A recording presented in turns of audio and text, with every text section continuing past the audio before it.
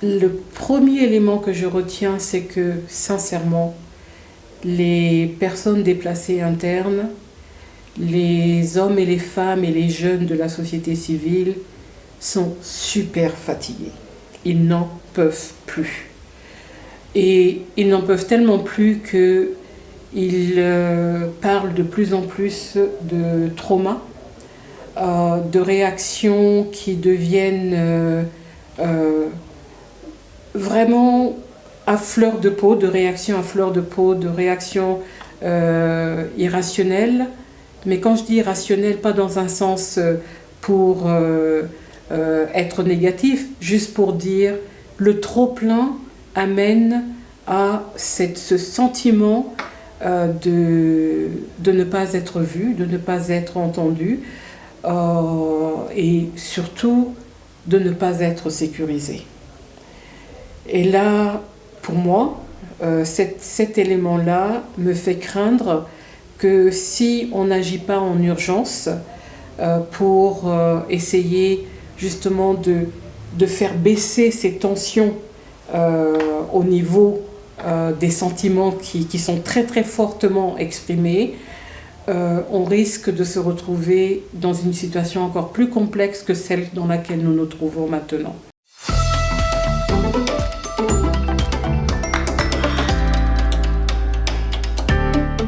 Le premier point, c'est que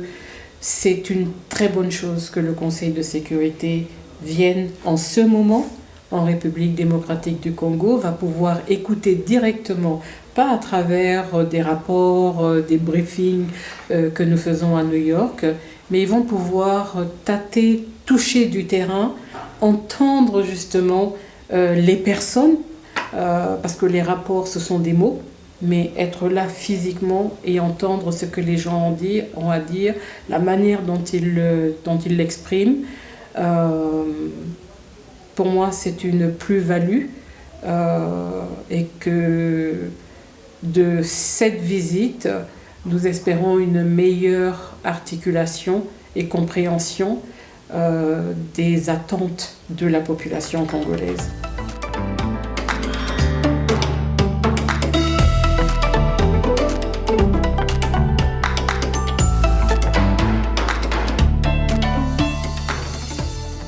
Alors c'est d'abord chaque matin de se réveiller en se disant que les sentiments anti-MONUSCO,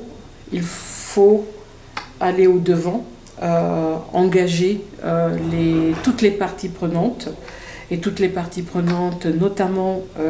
les jeunes, les femmes, la société civile au sens large, pas seulement à Kinshasa, d'où aussi la tournée dans les provinces. Et je dois dire que les 2 ans où j'ai été là, on a fait régulièrement ces tournées et ces engagements. Et puis tout dernièrement, on a eu un laps à cause justement de la situation dans le Petit Nord. Mais c'est un engagement qui permet d'enclencher un dialogue aussi authentique que possible et aussi vrai que possible. Alors, et il faut juste être préparé à ce que, à certains moments, ce que l'on a à dire n'est pas audible. N'est pas audible parce que justement le degré de souffrance est très très très élevé. Mais qu'à cela ne tienne, on est là pour servir, que ce soit les Nations Unies dans leur ensemble, dans leur intégralité, la MONUSCO en tant que mission d'accompagnement pour la RDC, c'est de continuer les efforts et de ne pas abandonner, parce que abandonner, ça ne serait que renforcer le sentiment justement de non-visibilité, non-écoute que les gens ont déjà.